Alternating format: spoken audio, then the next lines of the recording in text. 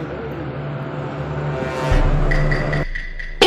Buhay ay parang bisikleta lang. Bumitaw. Bakit kailangan gumamit ng ilaw sa gabi kapag nagbibisikleta? Masayang buhay sa Kalampet Malulodi. Ano-ano nga ba ang mga ilang benepisyo ng paggamit ng mga ilaw habang nagbibisikleta sa gabi?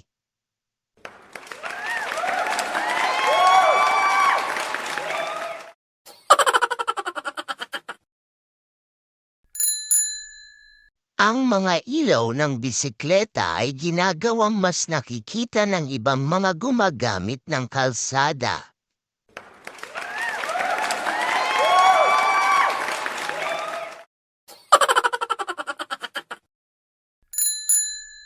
Dagdag kaligtasan ang pagkakaroon ng ilaw na puti sa harap para makita kung anong klase ang dadaanan kalsada, lubak, may bubog o pako, road signs, pedestrian etc.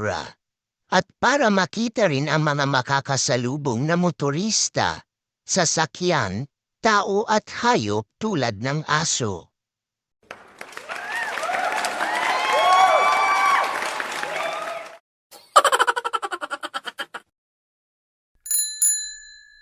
At ang isang nakaharap sa likod na ilaw na kalimitan ay kulay pula ay nagbibigay daan sa mga driver, rider o kapwa siklista sa likod na makita ka.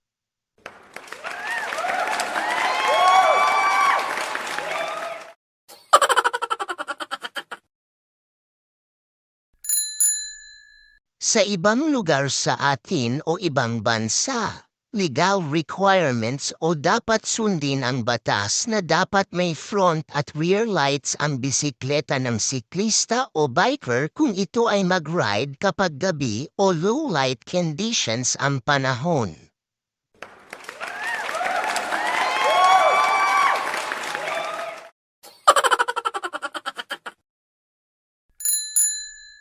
Siyempre mga master idol, isaalang-alang din natin na huwag itapat ang ilaw sa mukha ng driver, rider o kapwa siklista biker lalo na yun pag flash o blinking light sa tapat ng mukha nila dahil pansamantalang nagdudulot ito ng pambubulag sa kanila.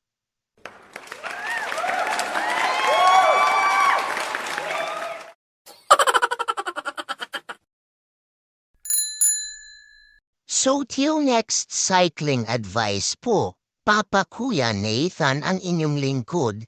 Enjoy po at ride safe lagi kung gusto nyo malaman ng iba ito.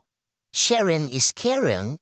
At kung like nyo sunod na payo ko, follow for more siya nga pala baka may recommended na bike lights kayo. Mag-iwan po ng message sa comsec. Salamat Master. 아파트 아파트 아파트 아파트 아파트 아파트